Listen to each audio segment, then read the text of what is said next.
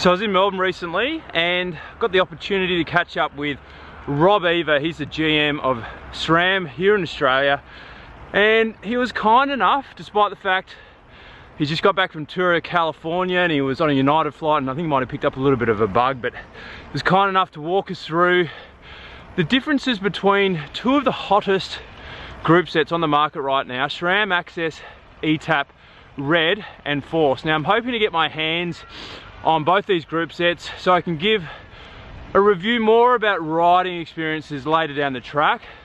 So in this video we focus on the differences in the two group sets more from a technical perspective. So let's get into it. I think you've got to go back some years to why we developed eTap. And the 2015, was that launched? That's about right. Yeah. 2015, we came out with SRAM eTap, and eTap was the first anywhere in the world of a wireless shifting model. So we developed that, and we came up with our own systems, our own protocol. You know, it comes up with area. People call it Bluetooth. It's not. It's its own operating system. It's actually really hard to find. You can't even find it with a phone or an app or anything like that. It's quite difficult to find the transmitting signals between the shifters and the rear derailleurs, and it's a little bit complicated and certainly above my pay grade. So we developed that, and that was a great group set. You know, it was a big step forward, but when we developed that some 6-7 years ago, when we were in development and testing and all the rest of it, we knew we could do better. But we brought it to market, we were very happy with it, but the fundamental problem from our point of view is it was wireless and it talked together itself, but it didn't talk outwards. Right. AXS is AXS all areas. So it looks like AXS, but it's AXS all areas. So it means it'll talk to other components, it'll talk to your phone, it'll talk to other things, and you never know what's going to happen in the future. There's going to be more parts it's talking to. So the old eTap didn't have an app, did it? But the new one does. That's exactly right. Yeah. So you know, what does the new app do? Came with a dongle, and we were going to do some upgrades to it. We found out we didn't need it to, or whatever, because we had this in our back pocket. So if you think about, let's talk about phones back 7 or 8 years ago, you might have had an iPhone 3 or 4. Yeah. It might have had Bluetooth, it might have had Wi-Fi, you know, and it was pretty sporadic. I don't think you'd be able to run a new application on the old iPhone 2 or 3 or 4. Yeah. You know, we progressed, and circuit boards and everything has progressed so much more in the last 7 years. Now we can get the system better, it works better, shifts faster, everything's better with the new system. So rather than developing the old system, we decided to put a line in the sand and let's look at everything what we did with not only Red 22 mechanical, with AXS 11 speed, and bring it to a new speed, which is now the industry standard. It's 12 speed, as we've got in mountain biking, we've had for many, many years. I believe Campag's 12 speed as well. Yeah. And we've done that, and we've been able to achieve a lot of different things, from straight block cassettes to we've been able to use clutches, so riders can choose how they want to ride, how they want to set it up. They can choose 1x or 2x. In the past, you had to go and, you know, choose a dedicated 1x group set or a dedicated 2x. Now, we're kind of cross-pollinating this thing. So why 12 speed? Like, you know, that's one of the key fundamental differences. Well, we can get more from 12 speed that we can get with 11, because we can go down to a 10 tooth now. So just like we did with mountain biking, where we have the Eagle system that runs down to a 10 tooth, that goes up to a 10 to 50, gives you 500% range.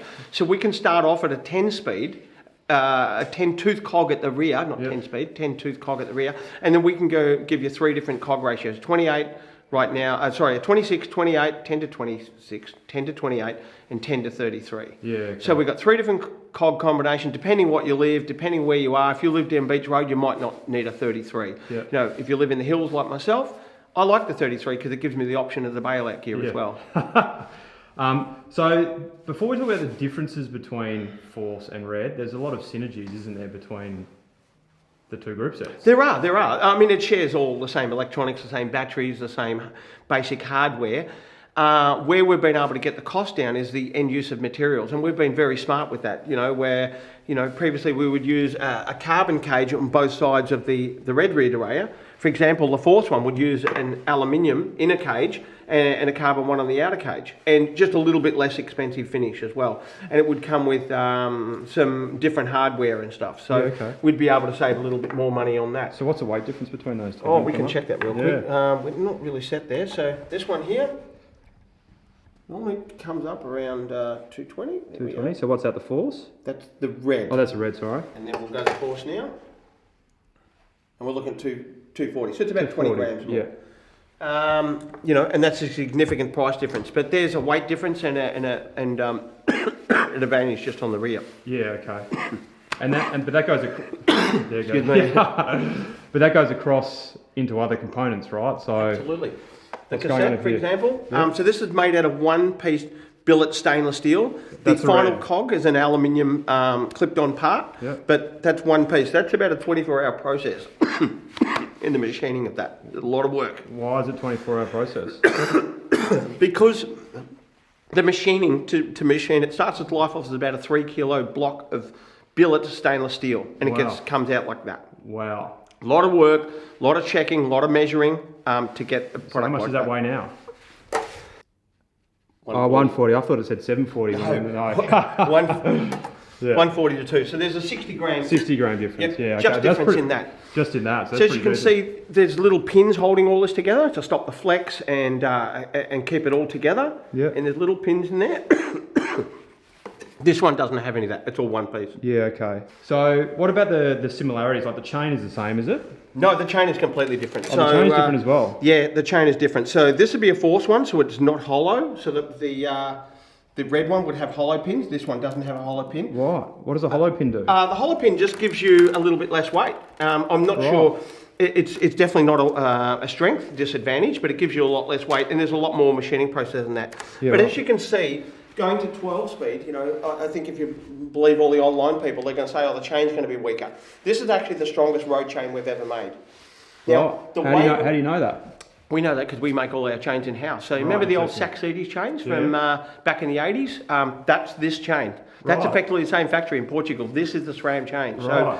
So a chain is a very strong part if you pull it straight on. Like if you're doing this, pulling it straight on, it's a very strong part. Yeah. But the moment you start cross-chaining, like we're asking them to do on road bikes, you start doing that, that's where you start to get the problems. Yeah, right. So now we're going to 12, it's wider, we're effectively cross-chaining more, but with this chain, it's so much stronger. And what we've had to do is put extra, we've taken material out to make it 12 speed, but now we're making it stronger by putting material back into the top of the chain. That's where it gets its nickname flat top. Right. So the other part we do is we have a 100% join link. So it's the SRAM Power Lock. That's a 12-speed joining link, and that is 100% as strong as anything else in the chain. So when you put that on, it's a once-use item only. Right. And you put that on, and it's as strong as the chain it'll be in any other point. It's not the weak point anymore. Wow. Yeah. So you know, and we haven't had chain problems for a long time, touch wood. We're going very well. We control it, but what we ask people is if it's SRAM, keep it SRAM. Don't put any other brand on there because, you know, there's some brands already running around saying it's AXS compatible. It's not true. SRAM is designed to work with SRAM. And what do you got here? You were showing me this stuff before. So with the crank systems, and this is another big fundamental part, the difference between Red and Force. So this is a one-piece operation. So this is, again, a CNC part, one piece, with a power meter incorporated. Right. So it's a really nice piece. And we're saying we're going to get double the use out of our previous chain rings with this system. It's stronger, better, double. Wow. We're saying it's more like double. Now, as long as, again, as you keep the chain clean and not over lube, not under lube, it's quite.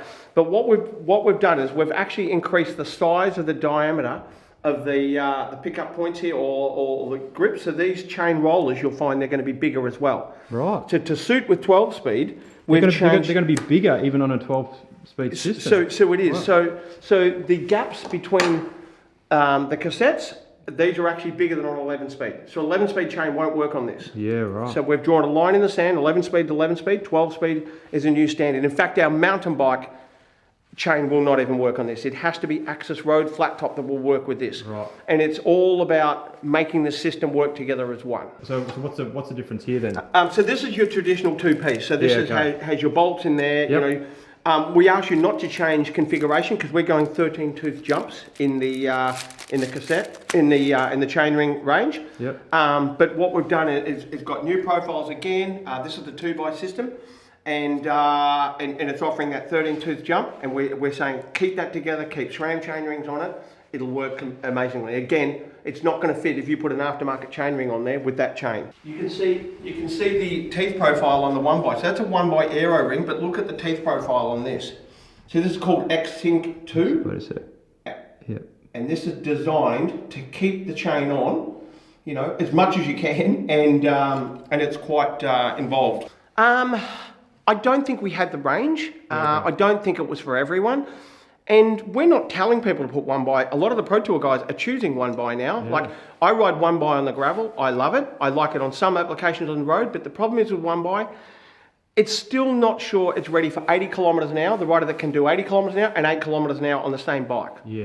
That's quite a variation to have that single step jump. And on our road shifters, so on Red, you have 2 ports on each side, so you can have shift logic up here with little blips, and you can have them on your TT bar or at the front if you wanted to sprint. Where Force, we're only offering you 2, so you can have them up here or there. You can't have it both applications. Oh, okay, right. So there is kind of a lot of differences then. There is kind of a lot of differences. Yeah, as you dig into it, you'll see. It's not just weight. No, it's not just weight. No. And the aesthetics. I mean, if people like the chrome blingy look, the Red has got it. You know, the Force is more of a grey, stealthy look. I like the Force. I think it's great. You know, I've been riding it a long time. And then the other thing that we might notice as well, we might talk about, is dub. So everything on the new stuff is now dub, which means durable, universal bottom bracket. So it's not a new system, it's a solution to all the problems that are out there. So previously bike shops, our distributors would have to carry GXP, they'd have to carry BB30, and then they'd have to have all the bottom brackets. And now dub fits on the majority of those bikes, and you just swap the bottom bracket out, which is a $30, $40 upgrade, and the bottom bracket is more durable, everything's working better with dub. You're right. And it's a godsend for people that don't want to stock all these different types of cranks, and every time you buy a new bike, you've got to buy a new crank or whatever. Dub will work on the majority of bikes. Yeah, okay. Cool. It's exciting, yeah. It is. All right. Thanks, Rob. Get some lemon tea into you. Thank you. I appreciate it.